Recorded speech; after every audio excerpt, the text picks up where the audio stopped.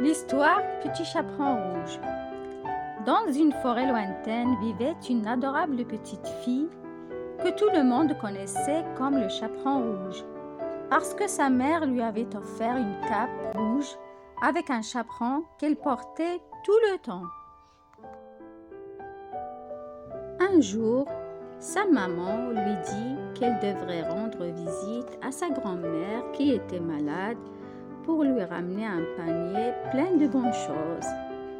De l'autre côté du bois, avant qu'elle parte, sa maman lui conseillait « Petit chaperon rouge, ne parle pas aux inconnus, ne traverse pas le bois, il est très dangereux. » Petit chaperon rouge prit le panier pour sa grand-mère, mit sa cape rouge et rentra dans le bois, oubliant le conseil de sa maman.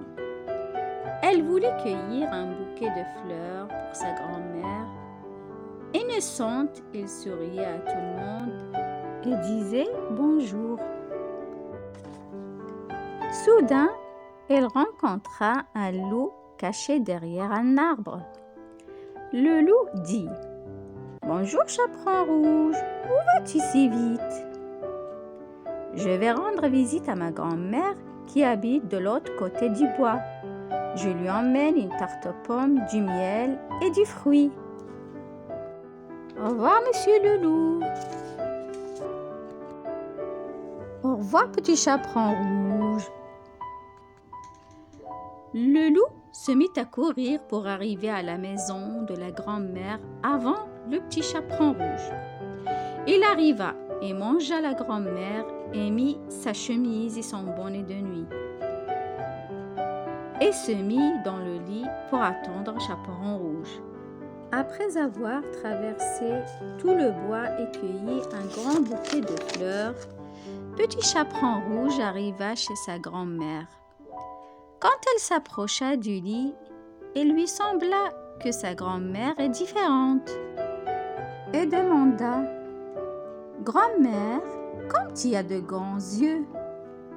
Et le loup, imitant la voix de sa grand-mère, répondit « C'est pour mieux te voir, ma petite fille. »« Grand-mère, comme tu as de grandes oreilles !» s'exclama Petit Chaperon Rouge. « C'est pour mieux t'entendre, ma petite fille, » répondit le loup. « Grand-mère, comme tu as un grand nez !» C'est pour mieux te sentir, chaperon rouge. Grand-mère, comme tu as une grande bouche, c'est pour mieux te manger. Et le loup sauta et mangea Petit Chaperon Rouge, hélas.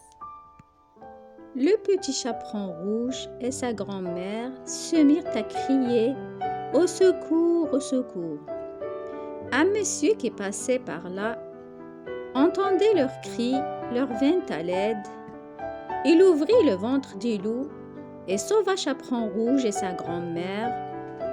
Et pour punir le loup méchant, le monsieur lui remplit le ventre de grosses pierres. Quand le loup se réveilla, il avait très soif. Il alla boire dans un puits à côté. Les pierres qu'il avait dans son ventre pesaient beaucoup.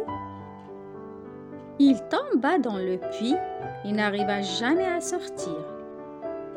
Les habitants du village étaient satisfaits du sort des loups. Et Petit Chaperon Rouge serra très fort sa grand-mère dans ses bras et lui promit d'écouter les conseils de sa mère et de ne jamais lui désobéir.